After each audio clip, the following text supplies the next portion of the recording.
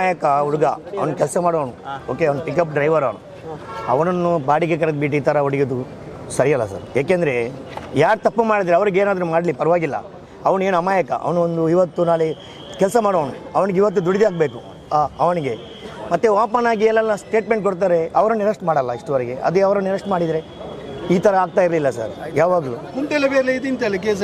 ಅವನದು ಏನೇನು ಯಾರು ಬರತ್ತಂತ ಗುಂಡಿಯಲ್ಲಿ ಅವನು ಏನೆಲ್ಲ ಸ್ಟೇಟ್ಮೆಂಟ್ ಕೊಡ್ತಾನೆ, ಯಾರು ಅವನ ಮೇಲೆ ಏನು ಫ್ರೆಶರ್ ಆಗಿ ಒಂದು ಅರೆಸ್ಟ್ ಮಾಡಿದರೆ ಇಲ್ಲ, ಯಾರು ಮಾಡೋಕ್ಕಾಗಲ್ಲ. ಸುಮ್ಮನೆ ಅಮಾಯಕರನ್ನು ಸುಮ್ಮನೆ ಅಮಾಯಕ ಇವತ್ತು ಇವನು ನಾಳೆ ನಾವು ಹಂಗೇನೆ ಏನು ಮಾಡೋಕ್ಕಾಗಲ್ಲ ಸರ್. ಇದೇ ಆಗೋದು ಮಂಗಳೂರಲ್ಲಿ. ಆ್ಯಕ್ಚುಲಿ ಮಾಹಿತಿ ಅಂದರೆ ಅವನು ಬಾಡಿಗೆ ಕರೆದುಬಿಟ್ರಂತೆ, ಬಾಡಿಗೆ ಕರೆದುಬಿಟ್ಟು ಅವರ ವೈಗೆ ಏನೋ ಲೋಡ್ ಮಾಡೋಕ್ಕಿದೆ ಅಂತ ಹೇಳ್ಬಿಟ್ಟು ಅದಕ್ಕೆ ಹೊಡೆದು. ಹಾಂ,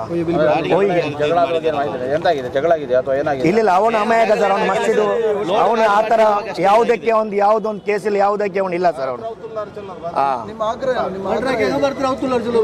ಯಾರು ಇವಾಗ ಸ್ಟೇಟ್ಮೆಂಟ್ ನಾವು ಏನು ಹೇಳ್ತೀವಿ ಇಲ್ಲಿ ಪಬ್ಲಿಕ್ ಗೊತ್ತಲ್ಲ, ಯಾರು ಸ್ಟೇಟ್ಮೆಂಟ್ ಕೊಟ್ಟಿದ್ದಾರೆ ಅವರೇ ಮತ್ತೆ ಅವರೇ ಮಾಡೋದಲ್ಲ. ಈ ಥರ ಓಪನ್ ಆಗಿ ಹೇಳ್ತಾರೆ, ಏನು ಸ್ಟಿಚ್ ಮಾಡೋಕ್ಕೆ ಇದು ಮಾಡೋಕ್ಕೆ ಇರಬಾರ್ದು, ಸ್ಟಿಚ್ ಮಾಡೋಕ್ಕೆ ಒಂದು ಅವರಿಗೆ ಇದು ಸಹ ಸಿಗಬಾರ್ದು, ಆ ಥರ ನಾವು ಹೊಡಿಬೇಕಂತೇಳಿ ಸ್ಟೇಟ್ಮೆಂಟ್ ಕೊಡ್ತಾರೆ.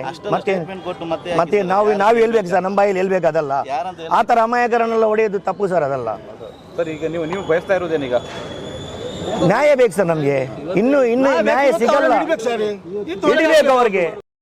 ಇದೇ ಥರ ನೋಡಿ, ಮೊನ್ನೆ ಇದೆಲ್ಲ ಕೇಸ್ ಆಗಿದೆ, ಎಷ್ಟೆಲ್ಲ ಕೇಸ್ ಆಗಿದೆ. ಸಣ್ಣ ಕೇಸ್ ಆಗಿದೆ, ಕುಂಡಲ ಮೇಲೆ ಕೇಸ್ ಆಗಿದೆ. ಇದನ್ನು ಅವನು ಯಾರನ್ನು ಅರೆಸ್ಟ್ ಮಾಡಲಿಲ್ಲ. ಇದೇ ಒಂದೇ ಕಾರಣ ಆಯಿತು. ಮೊನ್ನೆ ಬಜಪೆಯಲ್ಲಿ ಪರ್ಮಿಷನ್ ಇಲ್ಲದೆ ಅವರು ಎಂತ ಪ್ರತಿಭಟನೆ ಮಾಡಿದ್ರು, ಅದು ಕೂಡ ಅವರನ್ನು ಅರೆಸ್ಟ್ ಮಾಡಲಿಲ್ಲ.